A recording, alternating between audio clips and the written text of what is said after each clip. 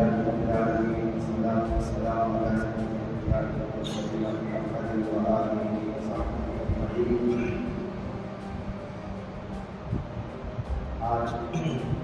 تراویح میں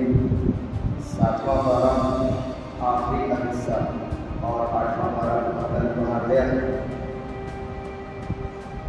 7ویں پارے کے ابتدائی حصے یعنی نصف کے بعد اللہ رب العزت ایک مقام پر فرماتا ہے وَلَا تَطْرُدِ الَّذِينَ يَدْعُونَ رَبَّهُم بِالْغَدَاةِ وَالْعَشِيِّ يُرِيدُونَ وَجْهَهُ،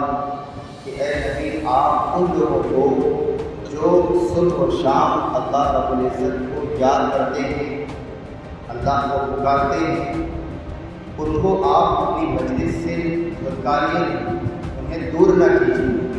مراد یہاں پر ہے غریب اور نادار، یعنی مالداروں کی وجہ سے آپ غریب اور نادار لوگوں کو مجلس سے نہ نکالیے، کیونکہ یہ وہ لوگ ہیں جو سب سے پہلے اللہ کا کلمہ پڑھنے والے لوگ ہیں اور صبح و شام اللہ کو سب سے زیادہ یاد کرنے والے لوگ ہیں۔ آپ کا کام ہے ان کو مجلس میں سب سے زیادہ قریب کرنا اور ساتھ ساتھ ان کو تسلی دینا ہے کہ اللہ نے تمہارے لیے کیا چیز لکھی ہے، كَتَبَ رَبُّكُمْ عَلَى نَفْسِهِ الرَّحْمَةَ، کہ اللہ نے اپنے اوپر رحمت کو لکھ دیا ہے، یعنی وہ تمہارے اوپر رحمت کا شفقت کا معاملہ کرے گا، یہ ان کو تسلی دینا ہے۔ اس لیے مالداروں کی وجہ سے کئی مرتبہ ایسا ہوا کہ کفار مکہ کے بڑے بڑے لوگوں نے یعنی سربراہ مدر لوگوں نے یہ بات کہی کہ اے محمد ہم تمہاری بات سننا تو چاہتے ہیں، لیکن تمہاری مجلس میں یہ غریب لوگ اور یہ غلام لوگ بیٹھتے ہیں، ہمارا لیول نہیں ہے، ہمارا مقام نہیں ہے کہ ہم ان کے ساتھ بیٹھیں، لہذا آپ ہمیں الگ سے وقت دیجیے، الگ سے ہمیں ٹائم دیجیے تو ہم آپ کی بات کو سنیں گے۔ اس پر اللہ رب العزت نے آپ کو تنبیہ فرمائی اور آپ کو ایک لطیف انداز سے سمجھایا کہ آپ کو ان کی ضرورت نہیں ہے، ان کو سننا ہے، سمجھنا ہے، یہ خود آنے چل کر دعوت یعنی اسلام ہے یا شریعت جو ہے وہ ان کی محتاج نہیں ہے، یہ خود محتاج بھی یہ چل کر کے آئیں۔ جتنی زیادہ ضرورت ان کو یعنی کھانے پینے کی ہے اس سے کہیں زیادہ ضرورت ان کو ہے کہ یہ اسلام کی طرف خود چل کر آئیں، آپ کو ان کے پاس جانے کی یا ان کو الگ سے وقت دینے کی ضرورت نہیں ہے۔ آپ دیکھیں ایک نابینا صحابی ہیں حضرت عبداللہ بن مکتوم رضی اللہ عنہ، گرچہ وہ معذور ہیں اور نابینا ہیں لیکن اتنے اعلیٰ درجے کے صحابی کہ اللہ نے ان کی شان میں قرآن مجید میں تقریباً 16 آیتیں نازل فرمائی۔ تو یہ فرمایا اللہ نے کہ آپ ان لوگوں کی وجہ سے مالداروں کی وجہ سے غریبوں کو مجلس سے الگ نہ کیجیے۔ یہ حال تمام مسلمانوں کا ہونا چاہیے کہ وہ غریب اور مالدار کو زیادہ قریب کرنے کی کوشش کریں، کیونکہ یہ ہمیشہ رہا ہے کہ دعوت سے سب سے زیادہ جلدی جڑنے والے اور سب سے زیادہ قریب ہونے والے عام طور پر غریب لوگ ہوا کرتے ہیں، مالدار بھی ہوتے ہیں لیکن غریبوں کا حصہ زیادہ ہوا کرتا ہے۔ پھر اس کے بعد اللہ نے اپنے متعلق فرمایا وَعِندَهُ مَفَاتِحُ الْغَيْبِ لَا يَعْلَمُهَا إِلَّا هُوَ، کہ غیب کی کنجیاں اللہ کے پاس ہیں، اللہ کے علاوہ کوئی نہیں ہے جو غیب کی باتیں جانتا ہو۔ غیب کے متعلق سورہ لقمان میں آیتیں آ چکی ہیں، اس کا تذکرہ پہلے کیا جا چکا ہے۔ پھر اس کے بعد ابراہیم علیہ السلام کا ایک اس واقعے کو بیان کیا گیا ہے جس میں انہوں نے رب العالمین کے رب ہونے کے تعلق سے کچھ استدلال کیے ہیں۔ مثلا انہوں نے چاند کو دیکھا، سب سے پہلے تو کہا یہ میرا رب ہے، ستارے کو دیکھا کہا یہ میرا رب ہے، اور اسی طرح سورج کو دیکھا کہا یہ میرا سب سے بڑا رب ہے، لیکن یہ سارے کے سارے جب ماں میں پڑ گئے، غروب ہو گئے، تو انہوں نے کہا یا قوم انی بریء مما تشرکون، اے میری قوم میں ان تمام چیزوں سے بری ہوں جن کو تم اللہ کے ساتھ شریک کرتے ہو۔ میرا اللہ میرا رب وہ کبھی غروب ہونے والا نہیں ہے، کبھی ختم ہونے والا، کبھی ڈوبنے والا نہیں ہے۔ انی وجہت وجہی للذی فطر السماوات والارض حنیفا، میں نے اپنا رخ اور میں نے اپنا سارا کا سارا رخ اس ذات کی طرف کیا ہوا ہے جو آسمانوں اور زمین کا خالق ہے، آسمانوں اور زمینوں کا پیدا کرنے والا ہے، جس نے کائنات کو وجود بخشا ہے، کائنات کو پیدا کیا ہے، ہر ذرے کو پیدا کیا ہے، ہر مخلوق کو پیدا کیا ہے، میں اس کو ماننے والا، اس پر ایمان لانے والا، اس کی اطاعت اور اس کی فرمانبرداری کرنے والا ہوں۔ میرا رب کبھی بھی وہ غافل ہونے والا، غروب ہونے والا نہیں ہے۔ یہ پورا مکالمہ ابراہیم علیہ السلام کا بیان کیا گیا ہے۔ پھر اس کے بعد اور بھی انبیاء کا ذکر کیا گیا جن کو اللہ نے نعمتوں سے نوازا، زکریا ہیں، یحییٰ ہیں، یونس ہیں، لوط ہیں، ان تمام انبیاء کا ذکر کیا گیا۔ پھر اس کے بعد اللہ نے اپنی خالقیت کو ذکر کیا ہے کہ اللہ کیسے جو ہے دن اور رات کو لاتا ہے اور کیسے وہ جو ہے عدم سے، یعنی کوئی چیز وجود میں نہیں ہے اس کو وجود میں لاتا ہے۔ فرمایا اللہ نے ان اللہ فالق الحب والنوى، کہ اللہ وہ ہے جو تمہارے لیے کوپل کو یعنی دانے کو اکھاڑتا ہے۔ جب بیج کو بویا جاتا ہے اس بیج کو اللہ اکھاڑتا ہے، اس کے اندر سے کس طرح سے کوپل نکلتی ہے اور کس طرح سے جو ہے ایک یعنی پودا جو ہے وجود میں آتا ہے، اس کے بعد رفتہ رفتہ وہ بڑھتا ہے، اس میں کوپلیں آتی ہیں اور اس میں بالیاں آتی ہیں۔ اس طرح یہ پورا سلسلہ ہے۔ پھر آگے اللہ فرماتا ہے یخرج الحی من المیت ومخرج المیت من الحی، ہمارا اللہ تو وہ ہے جو زندے سے مردے کو اور مردے کو زندے سے لاتا ہے۔ کیا مثال اس کی؟ مثال اس کی یہ ہے کہ کوئی بنجر اور بے آب و گیاہ زمین جس پر کبھی گھاس نہ اگتی ہو، کبھی کوئی درخت نہ اگتا ہو، ایسی زمین پر اللہ رب العزت آتے ہیں، ایسے گھاس کو پیدا کرتا ہے، ایسے پھلے کو وجود میں لاتا ہے۔ جو زمین بالکل بنجر پڑی ہوئی ہو اس پر اللہ رب العزت کھیتی اور سبزے کو اگا کر کے دکھاتا ہے۔ اسی طرح سے اللہ رب العزت نے فرمایا کہ وہ یولج اللیل فی النہار ویولج النہار فی اللیل، رات کو دن میں داخل کرتا ہے، دن کو رات میں داخل کرتا ہے۔ اس کو ہم صاف اپنی آنکھوں سے دیکھتے ہیں کہ کس طرح دن چھوٹا ہوتا ہے، رات بڑی ہوتی ہے، پھر رات بڑی ہوتی ہے، رات چھوٹی ہوتی ہے، دن بڑا ہو جاتا ہے۔ یہ اللہ کا ایک نظام ہے جو اللہ چلا رہا ہے۔ وہ لوگ جو دنیا کے اندر کہتے ہیں کہ یہ کچھ بھی نہیں ہے، اپنے آپ چل رہا ہے، سب کچھ اپنے آپ وجود میں آیا ہے اور سب کچھ یہ بالکل جاہلانہ اور جو ہے وہ یعنی بے وقوفی والی باتیں ہیں۔ دنیا میں کوئی چیز بھی ایسی نہیں ہے جو اپنے آپ سے وجود میں آ رہی ہو۔ کوئی بھی چھوٹی سے چھوٹی مشین ہم دیکھتے ہیں وہ بغیر بنائے نہیں بنتی، تو اتنی بڑی کائنات بغیر وجود بخشے ہوئے کیسے وجود میں آ سکتی ہے، یہ غور کرنے کی ضرورت ہے۔ اسی طرح اللہ اپنی خالقیت کو اور زیادہ صریح انداز میں فرماتا ہے وَهُوَ الَّذِي أَنشَأَ جَنَّاتٍ مَّعْرُوشَاتٍ وَغَيْرَ مَعْرُوشَاتٍ وَالنَّخْلَ وَالزَّرْعَ مُخْتَلِفًا أُكُلُهُ، کہ آپ دیکھیں کہ کیسے اللہ نے کھجور کے باغات پیدا کیے اور کیسے پھلوں کو پیدا کیا اور کیسے جو ہے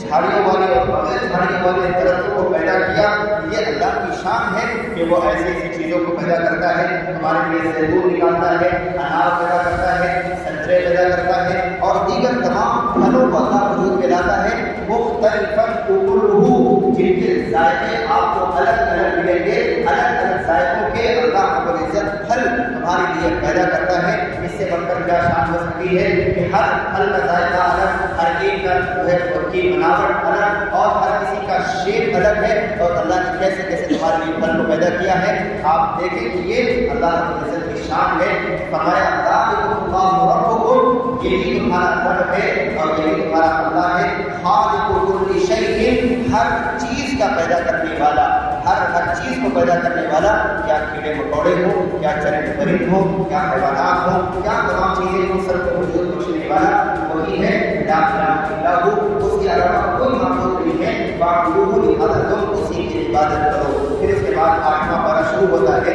اس کے آغاز کا اللہ فرماتا ہے وَلَوْ أَنَّنَا نَزَّلْنَا إِلَيْهِمُ الْمَلَائِكَةَ وَكَلَّمَهُمُ الْمَوْتَى وَحَشَرْنَا عَلَيْهِمْ كُلَّ شَيْءٍ قُبُلًا، اگر ہم ان کے اوپر فرشتے بھی نازل کر دیں اور مردے بھی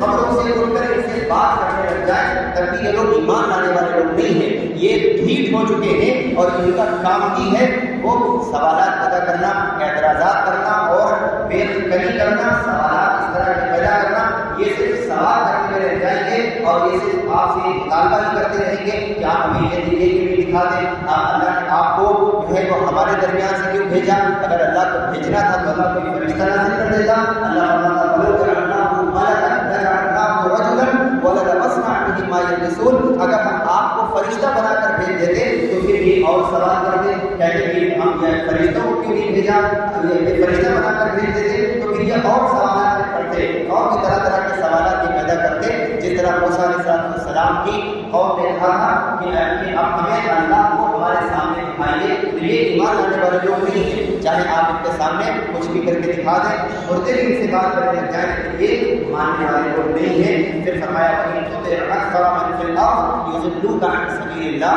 اگر آپ روئے زمین پر کثرت کی بات مانیں گے، یعنی اگر اکثر لوگوں کی آپ اطاعت کریں گے، زیادہ تر طبقے کی، تو پھر وہ آپ کو گمراہ کر دیں گے۔ یہ استدلال کی آیت ہے، اس کے تعلق سے بہت ساری باتیں لکھی گئی ہیں۔ وہ لوگ جو فرقے پیدا کرتے ہیں اور فرقوں کو وجود میں لاتے ہیں، وہ اس آیت سے استدلال کرتے ہیں کہ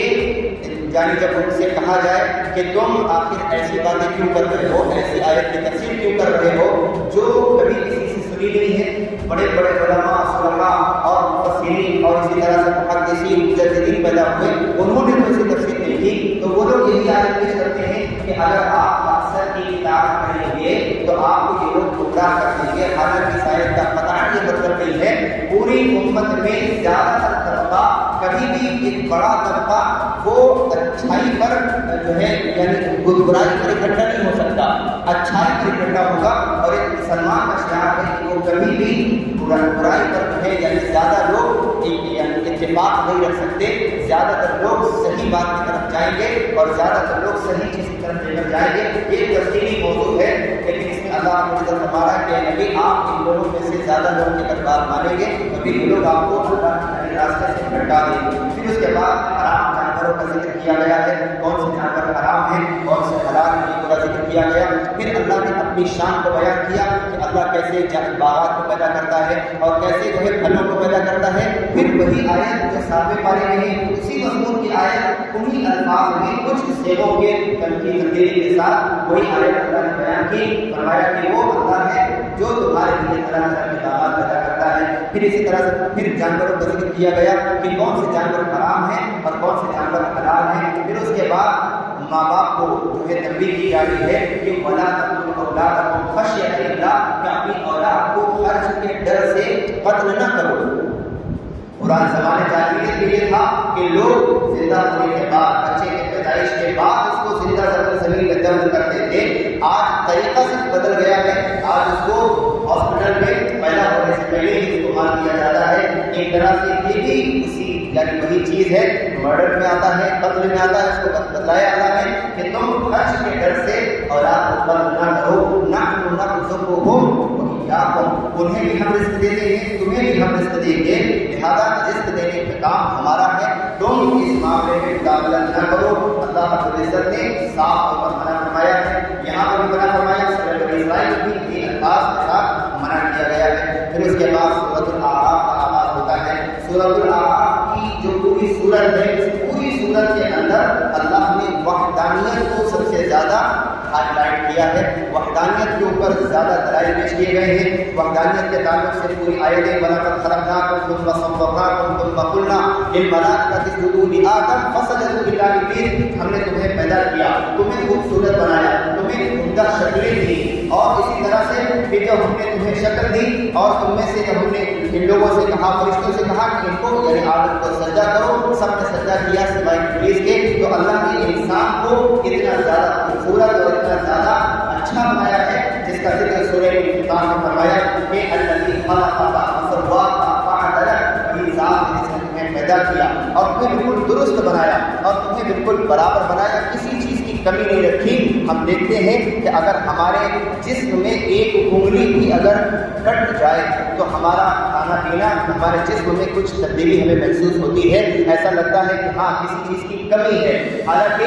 بظاہر دیکھنے میں صرف छोटी सी उंगली कटी हो, लेकिन उसके बावजूद पूरा निज़ाम जो है वो बिगड़ा हुआ नजर आता है। तो अल्लाह ने कितना उम्दा बनाया है, जिसको अल्लाह ने सूरह मुमिनून में फरमाया फतबारकल्लाहु अहसनुल खालिकीन, कि तुम्हारा अल्लाह कितना ही खूबसूरत बनाने वाला है। उसने सबसे खूबसूरत इंसान को बनाया, फरमाया हमने तुम्हें पैदा किया है, कलीलन मा तशकुरून, तुम्हारा तकाजा तो ये था कि तुम अल्लाह का शुक्र अदा करते, लेकिन इसके बावजूद तुम बहुत कम शुक्र अदा करते हो। फिर उसके बाद शैतान का और आदम अलैहिस्सलाम का पूरा वाक़या बयान किया गया है। इस तरह से शैतान ने आदम अलैहिस्सलाम को बहकाया और हव्वा अलैहिस्सलाम को बहकाया, और दोनों को वो उस दाने को खिलाने पर मजबूर किया जिस दाने से अल्लाह ने मना किया था। पूरा वाक़या बयान किया गया है। फिर उसके बाद अल्लाह ने लिबास का जिक्र फरमाया, वह लिबास तक़वा ज़ालिका खैर, कि हम सब ये लिबास पहनते हैं, लेकिन तक़वे का लिबास उसकी ज़्यादा तारीफ की गई कि अगर कोई इंसान तक़वे का लिबास पहनता है यानी तक़वा अपनाता है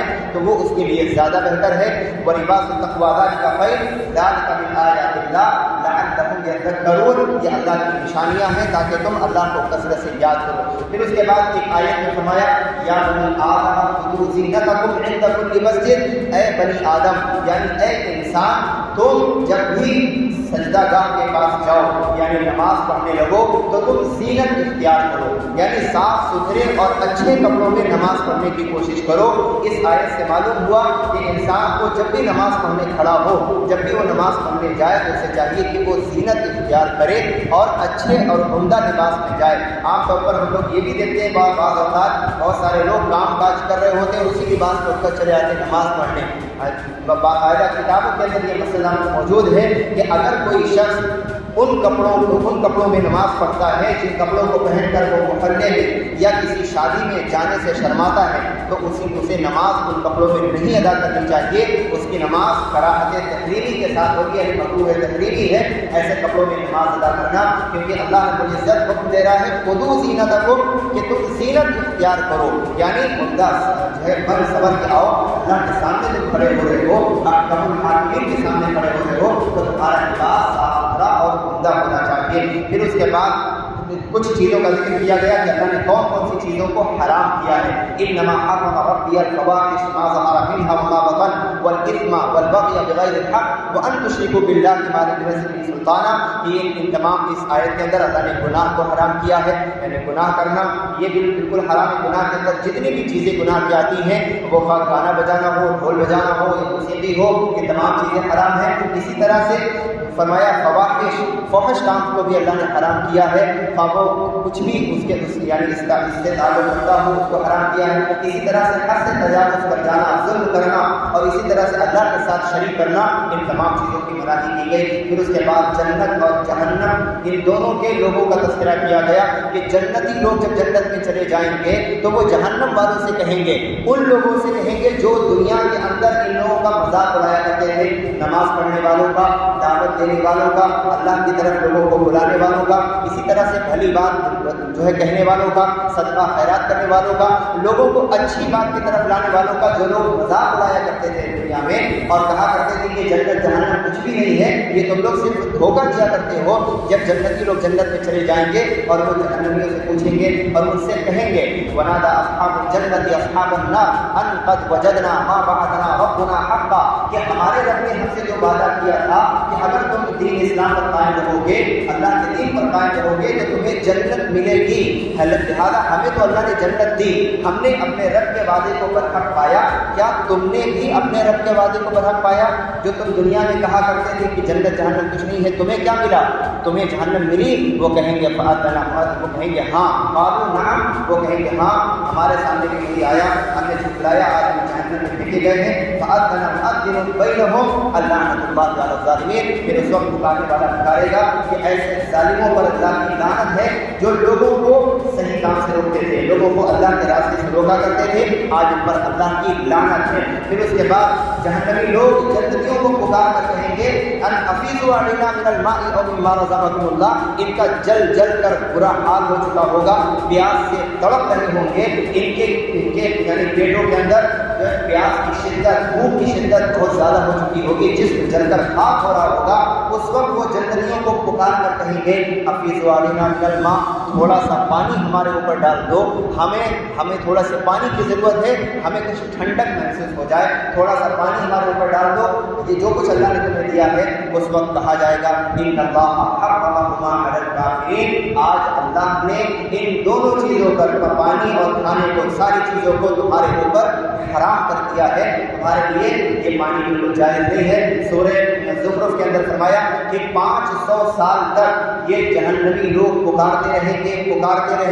کس کو پکارتے رہیں گے؟ جہنم کے داروغہ کو پکارتے رہیں گے، 500 سال تک اس کو سنائی نہیں دے گا، بالکل نہیں سنے گا۔ 500 سال کے بعد اگر جب وہ سنے گا بھی تو وہ پوچھے گا کیا بات ہے، کیوں پکار رہے ہو؟ وہ لوگ کہیں گے یا مالک یقضی علینا ربک، اپنے رب سے کہو کہ ہمیں ختم کر دے، ہمیں موت دے دے، اس سے بہتر ہے کہ ہم مر جائیں، ہم سے یہ تکلیف برداشت نہیں ہو رہی ہے۔ روایت آتا ہے 500 سال کے بعد وہ ان کی بات سنے گا بھی تو وہ کہے گا انکم ماکثون، کہ تمہارے لیے یہی مرنا یہی جینا ہے، کوئی موت نہیں آنی ہے تمہیں، تم اسی حالت میں رہو گے۔ پھر اس کے بعد وہ لوگ دیکھیں گے کہ جب اس نے کوئی جواب نہیں دیا داروغہ جہنم میں، پھر وہ پکارنا شروع کریں گے اور 1000 سال تک پکاریں گے۔ روایت میں آتا ہے 1000 سال کے بعد اللہ ان کی بات کو سنے گا تو پھر اللہ